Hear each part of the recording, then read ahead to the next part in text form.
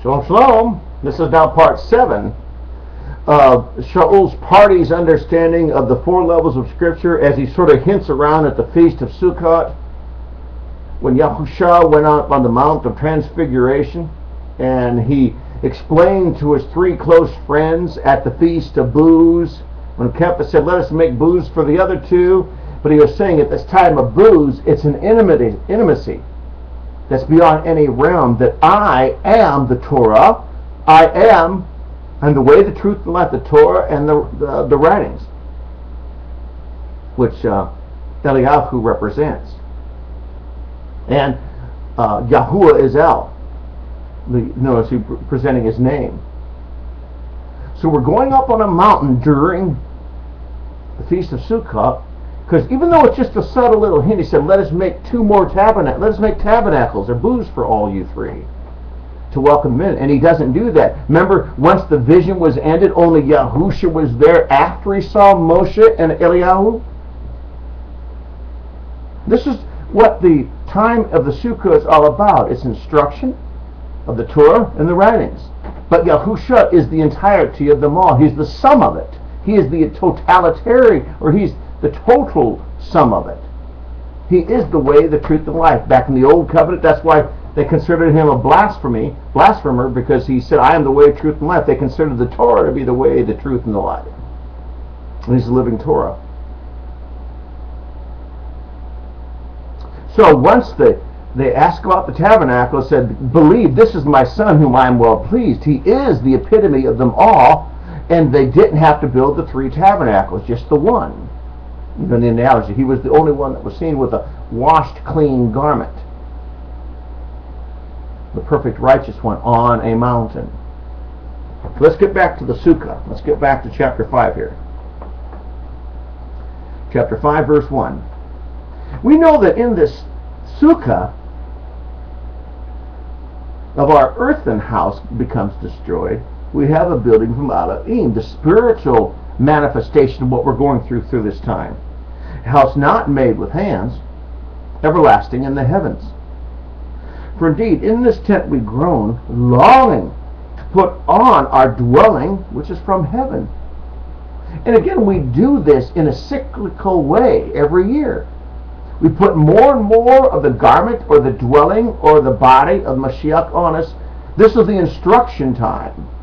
Remember, for me, it's going to be next year, this assembly will read the Torah all the way through it. You know, in the sabbatical years, we're going to read the Torah through the Feast of Booths. But that's every 7th year, and that's a type of assimilating into the Messiah. Some people only read the book of Devarim, and what I do here, I don't read the prophetic things. It's basically the Devarim and all of the connectors with the rest of the Tanakh, or the Torah. I'll bring all of the related things into it, and we'll read those too. Okay. In this tent we groan, longing to put on our dwelling place more and more every year, as we taught it in chapter 3, which is from heaven, so that after putting it on, verse 3, we will not be found naked. See how the sukkah even represents clothing or a garment? For indeed, we who are in this tent, we groan. In the sukkah, we groan, being burdened. Right now, I'm struggling with something that the power's way beyond me, and I need the Master's daily strength to keep me from succumbing to the temptation. This is why I'm groaning. If he would let me go, I would fall right back under it. I have one thing that's been a battle for my soul. You see? And he carries me through it. And when I do stumble, he picks me back up after I repent. For indeed, we who are in this sukkah, we are groaning. Now listen. Being burdened, not because we desire to put it off, but to put on the other. There's that 2 men in the field, 2 women in grinding the mill. Remember? There's 2 personages here. Just like the firstborn of Egypt, we were once Egyptians bound in sin. We were that firstborn son in Egypt that was killed in a type, in a soul level type. And the firstborn that are redeemed with the through the offerings as they leave Egypt, you know, all the firstborn is saved through the tent with the blood being struck on the doorposts and the lintels.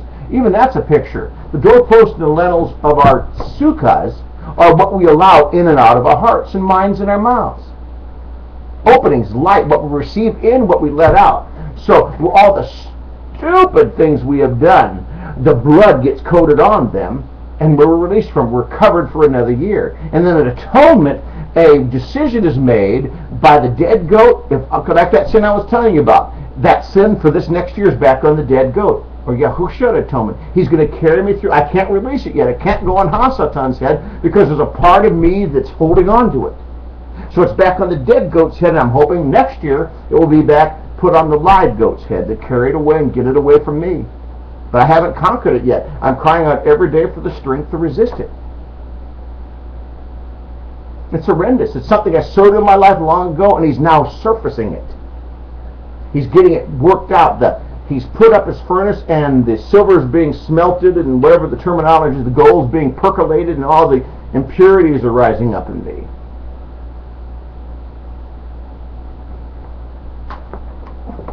So this is the type of this process. See, I'm like laying in bed with my husband, loving and adoring every moment with him in that sukkah, and he's explaining these things to me. And this is sort of what Shauwl is depicting, because he functioned in the same RuWaCh that I'm functioning in now. And I want to share this symbolism with you so all of Paul's writings will come to life instead of being cursed.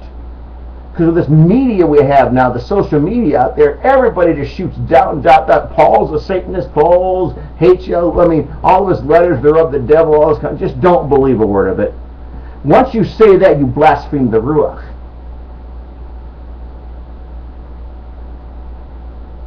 Or at least grieve. See?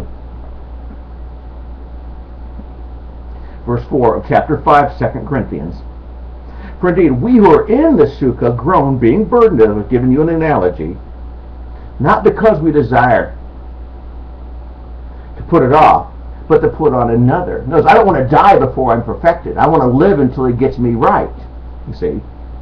So that what is to die might be swallowed up by life. Because 7 symbolizes completion. We're spending that intimate time laying in bed with him in the analogy of a married couple, having all this stuff surfaced. And plus that refining fire of dealing with others at the campsites, people you don't technically like half the time, and yet you have to love and show Yahushua's love for them, and your flesh is just crawling sometimes dealing with the quirky people you have to deal with. You know how it is. We all go through it. Some people we like, some people we don't like. I understand that. Okay, we put it off so that what may die might be swallowed up by his life, an analogy. Again, this is the type of the dwelling in the sukkah. Verse 5 of 2 Corinthians.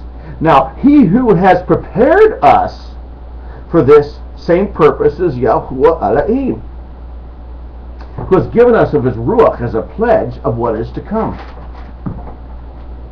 Therefore, we are always being of good courage, knowing that while we are still at home in the sukkah, we are absent from the master. We walk by faith and not by sight. So there's an end-time fulfillment of being with him, but it's a staged, conditional, step upon, esteem upon esteem upon esteem upon esteem until we can attain it. And we are of good courage.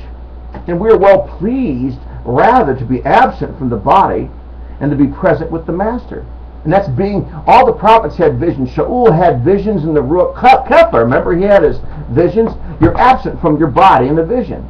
Sometimes you're taken up to the third heaven. Sometimes it's just a altered state, you see.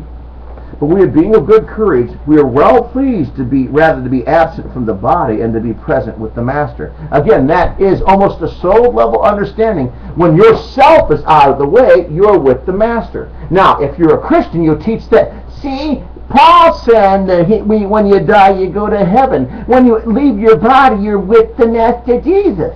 You see? It's not true. It's not what he meant. He's teaching the PaRDeS. He's teaching the Peshat, the Remez, the Drash, the Sod constantly. There's a literal, but I'll let you know some things aren't literal, or we have a lamb for our master. little bang lamb, you see. So that's not even literal. It's a metaphor of a lamb's purchase. Okay? Now listen. Now again, let's just break up all this Christendom here. We are of good courage, verse 8 of chapter 5. We are well pleased rather to be absent from the body, our flesh, our self put down. We are dying daily, we're put down. So we are delighting in the fact we've been absent from our body. Now, if there's a type of a third heaven vision, that's true. But he's saying we're absent from the flesh so we can be present with the Master, or him assimilated in us, looking as in a mirror, that brass mirror. When we look into a mirror, we should be seeing Yahushua. That's what he means. Not up in heaven, if you die, your body goes, you're with the Master. No, you're a dead man. The dead know nothing. Why do you think, no matter how rotted away you are, why do you think when the angels come to raise up the dead, the sea gives up the dead? Everyone who drowned in the sea, part of their essence is they're somewhere still down there, okay? And the Malak who own them or ruled over them will go down wherever that body still is in a cell. If it's just that much of a cell left, they're going to grab that piece of the body and resurrect it. See, there's allegory and it's literal. The sea gives up the dead. Remember that in the book of Revelation? The angels go to north, south, east, and west to raise the remnants of. No, I don't care if you've been cremated. It doesn't matter. All they need is one little speck to bring you back. I think the angels assigned to it hold on to I'll just use our memory banks. In other words, our existences, everything we thought and entered into our hearts. Everything we've ever done is in a memory bank assigned to our angel. Not our spirit, our angel assigned to it, our Malak assigned to us. Okay? So that's why the cherubim have 4 faces. They always function with 4 ministries. Okay? 4 ministries. They always work in 4s. That's that soul, spirit, joint, and marrow, the remez, pershat, remez, derish, and sod. Everything's 4. There's north, south, east, and west, the 4 winds, height, width, depth, and length, you see? Okay. Back to the passage. So we make it our aim of verse 9 to be well pleasing to the Master, whether being at home or being away from home. So that we must appear before the judgment seat of Moshiach in order that each one of us will receive according to what he has done in this body, whether good or evil. Verse 11. Knowing therefore the fear of Yahuwah, we persuade men. We have been made manifest to Elohim, and I also trust we may be manifest to your consciences as well. Verse 12. We do not again commend ourselves to you, but we give you an occasion. I think I'm going to skip this. He's talking.